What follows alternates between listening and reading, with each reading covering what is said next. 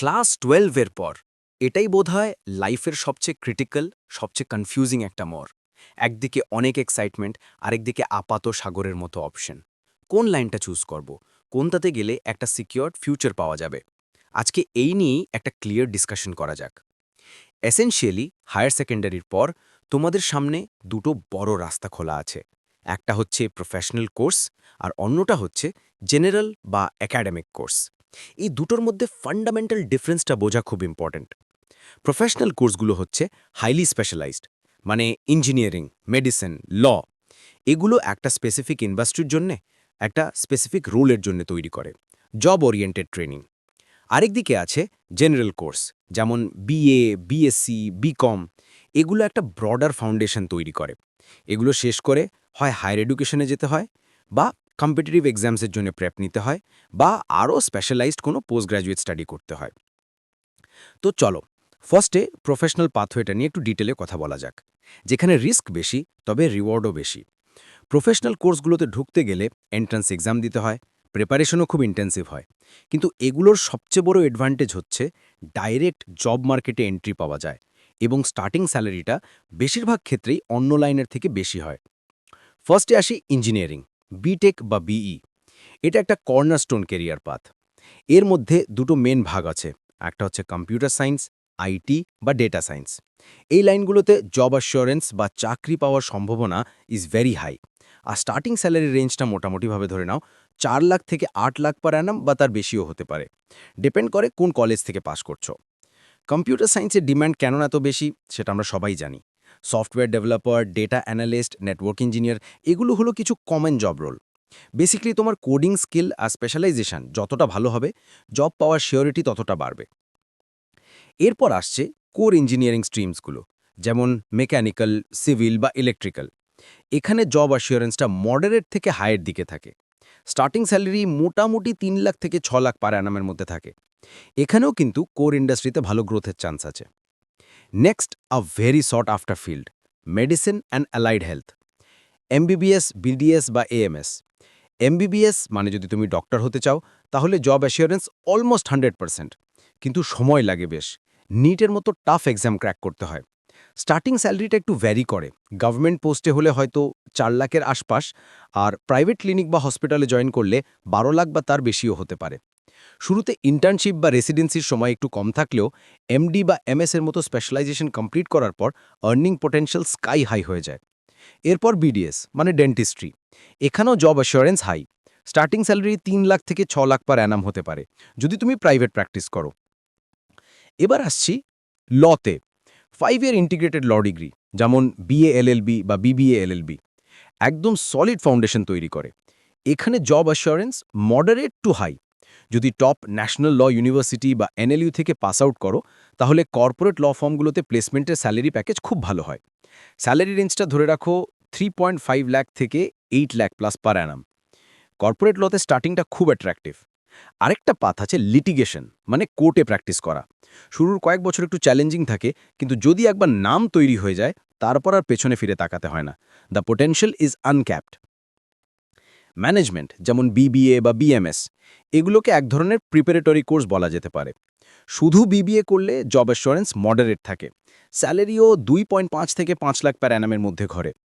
কিন্তু যদি বিবিএর পর একটা ভালো ইনস্টিটিউট থেকে এমবিএ করা যায়, তাহলে কেরিয়ার গ্রাফটা পুরো চেঞ্জ হয়ে যায়। বিবিএর পর গ্র্যাজুয়েটসরা ম্যানেজমেন্ট ট্রেনি, সেলস এক্সিকিউটিভ বা মার্কেটিং কোঅর্ডিনেটরের মতো রোলে জয়েন করে।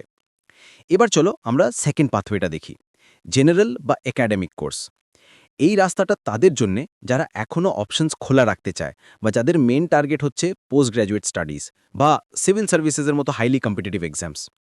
প্রথমে আসছি কমার্স, মানে বিকম বা বিকম অনার্স।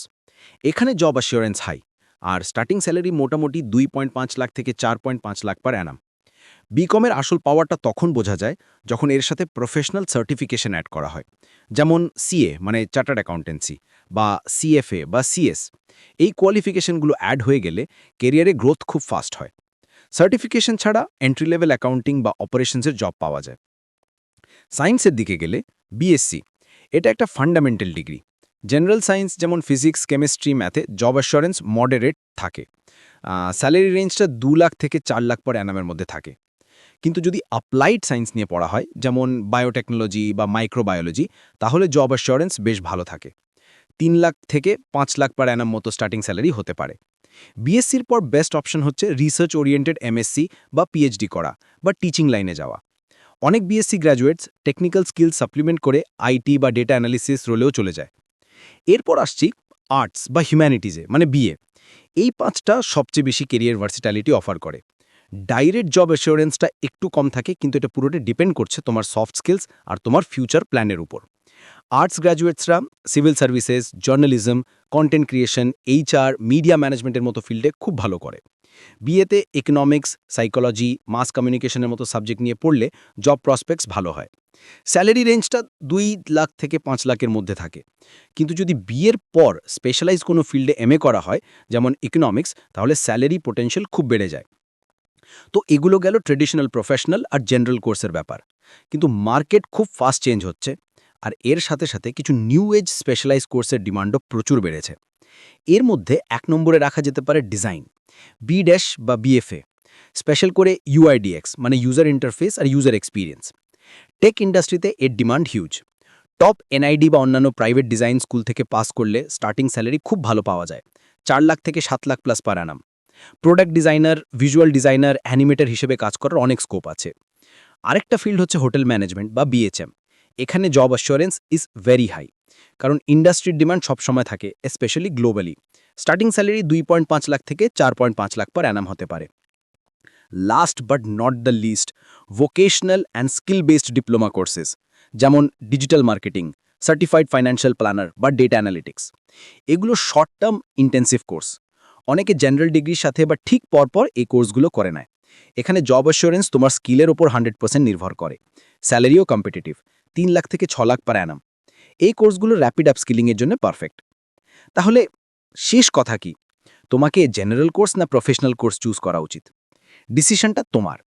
যেটা বুঝতে হবে, তুমি কি কেরিয়ারের শুরু থেকেই একটা স্পেশালাইজড ফিল্ডে যেতে চাও, নাকি লং টার্ম ফ্লেক্সিবিলিটিটা তোমার কাছে বেশি ইম্পর্ট্যান্ট।